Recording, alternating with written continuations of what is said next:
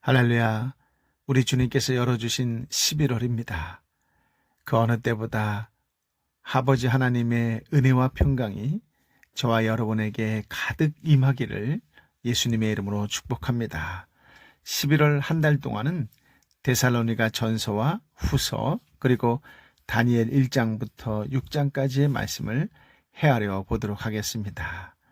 말씀 가운데에 깨달음이 나날이 더하고 그 깨달음이 여러분의 삶의 변화와 힘이 되게 하여 주시고 그 변화로 인하여 여러분이 만나는 사람들이 미소 짓게 되는 그런 성령의 역사가 함께하는 복된 11월이 되시기를 다시 한번 예수님의 이름으로 축복합니다.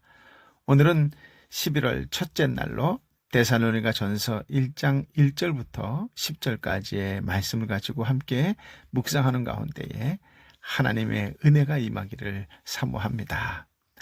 데살로니가라고 하는 도시는 마케도니아의 왕이자 알렉산더의 아버지인 필립 2세가 양자로 삼았던 카산더가 주전 315년에 건설한 도시입니다. 데살로니가라는 이름은 알렉산더의 이복 누이로서 카산더의 아내가 된 여인의 이름을 따라 붙여졌습니다. 데살로니가는 빌립보처럼 비잔티움에서 로마까지 있는 두 개의 주요 군사 도로 중 하나인 비아 에그나티아 상의 자리를 잡고 있는 항구 도시인데요. 주전 146년에 로마가 이 도시를 점령한 후 마케도니아 지방의 수도가 되었습니다. 데살로니가의 교회가 세워진 과정은 사도행전 17장에 소개되어 있는데요. 오늘 시간 내셔서 사도행전 17장을 함께 읽어보시면 좋겠습니다.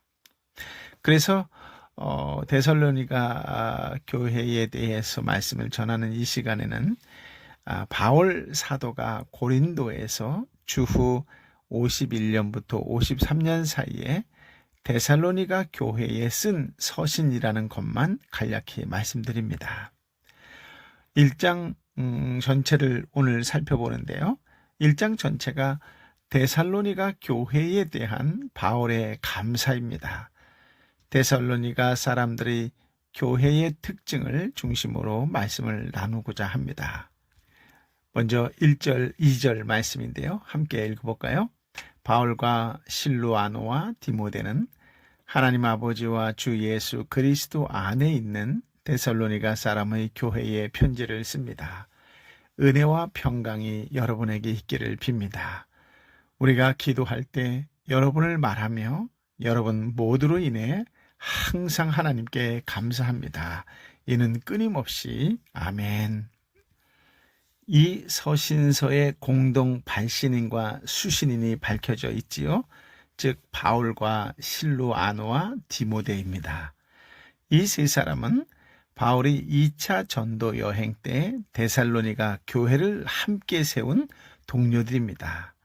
실루아노라고 하는 이름은 로마 시민권을 가진 유대인 신라의 로마식 이름입니다. 디모데는 바울의 1차 전도 여행 때 그리스도를 영접했을 때 했는데 2차 전도 여행의 동역자가 되었습니다. 그들은 아버지 하나님 아버지와 주 예수 그리스도 안에 있는 데살로니가 사람의 교회에 편지를 합니다. 아주 짧은 구절이지만 발신인들은 하나님과 예수님을 동등한 분으로 여기고 있다는 것과 교회를 하나님 아버지와 주 예수 그리스도 안에 있는 공동체로 여기고 있다라고 하는 것이 드러납니다. 마치 요한복음 15장 5절에 나오는 말씀처럼 하나님의 교회가 데살로니가 안에 있고 데살로니가 사람의 교회가 사람 안에 있다는 표현처럼 나는 포도나무요 너희는 가지니 저가 내 안에 내가 저 안에 있으면 이 사람은 과실을 많이 맺나니 라는 말씀을 기억나게 합니다. 그렇습니다. 데살로니가 사람의 교회는 하나님의 약속하신 말씀처럼 신앙의 열매들을 많이 맺었습니다. 그래서 바울은 기도할 때마다 그들을 늘 기억하면서 우리가 여러분 모두로 인하여 항상 하나님께 감사합니다 라고 말합니다.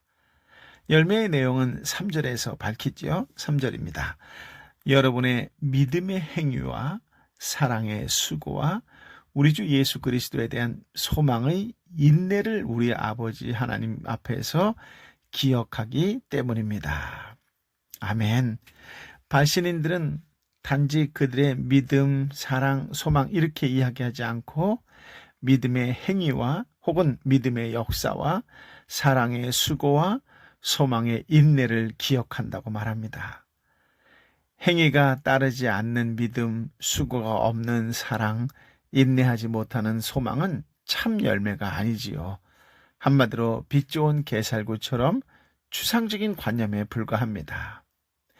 행위가 따라오는 믿음이라야 살아있는 믿음이고 수고가 따르는 사랑이라야 참 사랑이며 인내할 수 있는 소망이라야 진정한 소망이지요. 특히 소망은 원하고 바란다고 해서 성도의 소망이 되지 못하고 오직 우리 주 예수 그리스도에 대한 소망만이 참 소망이 됩니다. 사도행전 17장을 보면 바울은 3번의 안식일 동안 유대인의 회당에서 성경을 강론했습니다. 회당에서 쫓겨난 후에는 야손의 집을 가정교회로 삼아 복음을 전했지요. 빌립보서 4장 16절에 보면 데살로니가에 머무는 동안 빌립보 교인들로부터 한두 차례 재정 후원을 받았으며 또 자기 손으로 일하면서 섬겼습니다. 성경학자들은 바울이 데살로니가에 머물렀던 기간을 대체로 3개월 정도라고 이야기하는데요. 이 3개월 정도 있고 데살로니가를 떠나 고린도에서 편지를 쓰기까지의 기간도 그리 길지 않다고 추정을 합니다. 베레아에서는 유대인들이 동원한 깡패들의 테러와 관원들의 핍박으로 오래 머물 수 없었고 아덴에서는 복음을 잘 받아들이지 않아서 오래 머물지 못했을 것이기 때문입니다. 이러한 모든 정황을 종합해 보면 당시 데살로니가 사람의 교회는 복음을 영접한 지 얼마 되지 않은 성도들로만 구성되었을 것입니다. 그럼에도 불구하고 이방인들로 구성된 그 교회는 사도가 항상 하나님 앞에서 감사할 만한 훌륭한 신앙을 소유하고 있었다라고 하는 것이지요. 어떻게 이런 일이 가능했을까요? 4절 말씀에서 답을 찾을 수 있는데요. 함께 읽어보겠습니다. 하나님의 사랑을 받은 형제들이요, 우리는 여러분이 택하심을 받았다는 것을 압니다. 아멘. 무슨 말이냐면 데살로니가 사람의 교회가 놀라운 신앙의 열매를 맺을 수 있었다라고 하는 것은 하나님의 사랑과 그분의 택하심의 결과다라는 것입니다. 요거의 원어로 이 문장을 이어서 보게 되면 5절에 왜냐하면 이라고 시작을 해요. 그래서 4절과 같이 판단한 이유를 설명하지요. 5절에 이렇게 되어 있습니다. 왜냐하면 이는 우리의 복음이 여러분에게 단순히 말로만 전해진 것이 아니라 능력과 성령과 큰 확신 가운데 전해졌기 때문입니다. 아멘. 능력과 성령과 큰 확신 가운데 전해졌기 때문입니다. 우리가 여러분 가운데서 여러분을 위해 어떤 사람이 됐는지는 여러분이 잘 알고 있습니다. 아멘. 이 구절은 복음이 말로만 적용 또는 작용하지 않은 것이 하나님의 사랑하심을 받는 증거이고 선택받음의 증거다라고 하는 것입니다. 바울은 고린도전서 1장 18절에서도 십자가의 도가 멸망하는 자들에게는 미련한 것이요 구원을 얻은 우리에게는 하나님의 능력이다라고 했지요. 즉 선택받지 못한 자에게 복음은 미련한 말이나 경건한 우화처럼 받아들이기도 하고 삶에 도움되는 좋은 말이나 새로운 철학으로 받아들이기는 하는데 공통점은 인간의 말과 글 이상으로 여기지는 않았다라고 하는 점입니다. 하지만 하나님께서 사랑하시고 선택한 자에게 복음은 인간의 말과 글로 전해졌음에도 불구하고 그 이상으로 받아들여져서 그 인생을 송두리째 바꿔 놓았다라고 하는 특징이 있습니다. 그렇습니다. 똑같은 사람에게서 똑같은 말씀을 듣고서도 왜 이처럼 상반된 반응을 나타낼까요? 라고 하는 질문을 할 수 있습니다. 그것은 하나님의 사랑과 하나님의 선택하심 때문이다라고 하는 것이지요. 출애굽 때에 모세에게서 동일한 말씀을 듣고서도 이집트 사람들은 멸망했고 이스라엘 사람들은 구원을 얻었던 것과 같습니다. 하나님께서 사랑하시고 선택하신 자에게는 복음이 능력과 성령과 큰 확신으로 작용합니다. 복음은 교회의 핍박자 사울을 사도 바울로 변화시켰지요. 어떤 핍박과 위협과 어려움 속에서도 굴하지 않고 복음을 전파하는 예수 그리스도의 종으로 바꿔 놓았습니다. 그렇다면 복음을 받아들인 데살로니가 사람들의 삶의 형편은 어땠을까요? 6절부터 8절까지의 말씀인데요. 함께 읽어보겠습니다. 또 여러분은 많은 환난 가운데에서 성령이 주신 기쁨으로 말씀을 받아 우리와 주를 본받는 사람들이 됐습니다. 그리하여 여러분은 마케도니아와 아가야의 모든 믿는 사람들에게 본이 됐습니다. 주의 말씀이 여러분에게서 시작돼 마케도니아와 아가야에 널리 퍼지게 된 것은 물론 하나님을 믿는 여러분의 믿음의 소문이 방방곡곡에 알려지게 됐습니다. 그러므로 우리는 아무것도 말할 필요가 없습니다. 아멘. 데살로니가 사람의 교회는 예수를 믿고서 삶의 형편이 좋아지거나 편해지지는 않았습니다. 오히려 많은 환난을 받았습니다. 그럼에도 불구하고 그들은 6절에 보니까 많은 환난 가운데서 성령의 기쁨으로 복음을 받았으며 복음 전파자들과 주님을 본받는 삶을 살았다라고 하는 것입니다.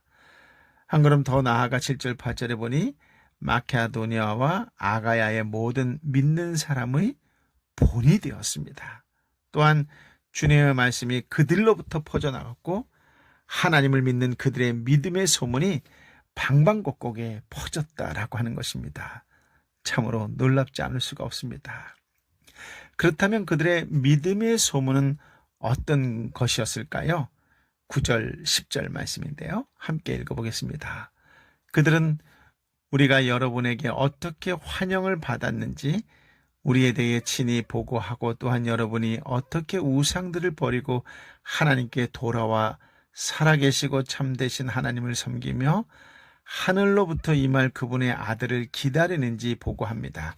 이 아들은 하나님께서 죽은 사람들 가운데서 살리신 분이시며 다가올 진노에서 우리를 구원해 내실 예수십니다.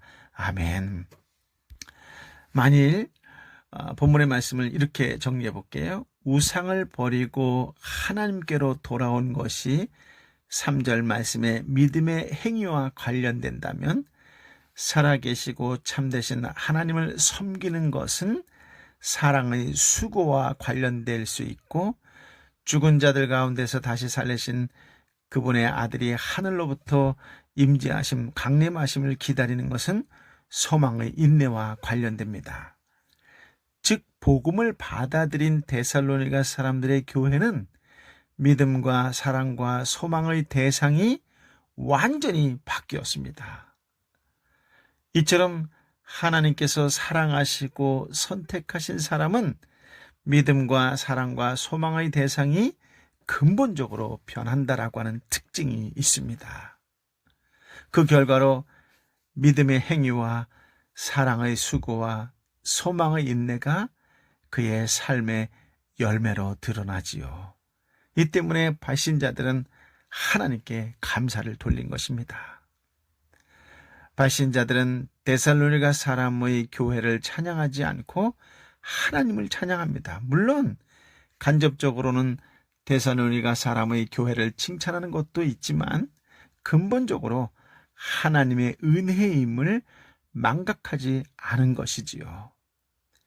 교회는 하나님께서 관심을 가지시는 문제에 관심을 가지고 하나님께서 이루신 일을 중심으로 기도해야 합니다. 바울 일행은 2차 전도 여행 때 소아시아 지역에 세운 교회들을 돌아보고 복음을 전하려는 계획을 세웠습니다. 하지만 성령님께서는 소아시아의 말씀을 전하는 것을 막으셨고 성령님의 인도로 마케도냐에 건너왔습니다. 하지만 빌립보와 데살로니가에서의 바울의 일행은 많은 고난을 받습니다. 아덴에서는 복음 역사가 활발하게 일어나지 않지요. 계획이 원활하게 진행되지 않고 고난받으며 쫓겨다닐 때면 마음이 위축되기 쉬웠겠지요. 하지만 바울 일행은 데살로니가에서 이루신 하나님의 역사를 기도할 때마다 기억하면서 감사했습니다. 그렇습니다. 우리는 당면한 문제들에 대해서는 자연스럽게 관심을 가지게 되므로 당면한 현실 문제의 해결을 중심으로 기도하기 쉽습니다. 이런 기도도 필요하지만 자기의 필요 중심으로 기도하다 보면 자칫 하나님께서 우리를 통해 이루시기를 원하시는 필요에 대해서는 소홀하기 쉽습니다. 또한 그분께서 성령과 큰 능력과 확신으로 교회에 어떤 일을 이루셨는지에 대해 무관심할 수 있습니다.